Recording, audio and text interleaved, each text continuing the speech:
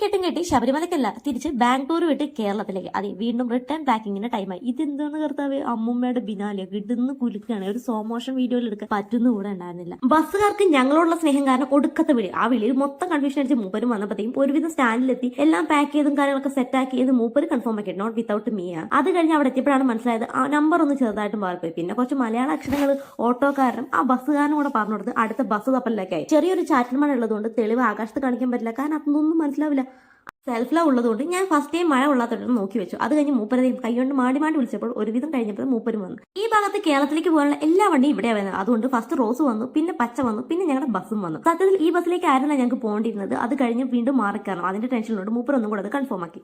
ദാ പോകുന്നത് നമ്മുടെ പച്ചവണ്ടി. ബസ്സിൽ ടോയ്ലറ്റ് ഇല്ലാത്തതുകൊണ്ട് 2 മണിയാകുമ്പോഴും ഇടയ്ക്കിടയ്ക്ക് ഇവന്മാർ വണ്ടി നിർത്തും. പേഴ്സ് ഇല്ലാതാണ് മൂപ്പർ ചായ അടിക്കാൻ അറിയാം. പിന്നെ മൂപ്പർക്ക് ഒരു ചായയും എനിക്കൊരു ഓറിയും കൂടെ പാസ്സാക്കി. ഇപ്പോൾ സമയം 5:44. നേരം പെട്ടെന്ന് വെളുക്കാറായല്ലോ, ലോകം അവസാനിക്കാറായോ. ചന്ദ്രന്റെ കാല് കുത്തിയപ്പോൾ നീലാംസ്ട്രോങ്ങിന് പോലും ഇല്ലാത്ത അഹങ്കാരമാണ് എനിക്ക്. അതിപ്പോ നമുക്ക് കാണിക്കാതെ പറ്റില്ലല്ലോ.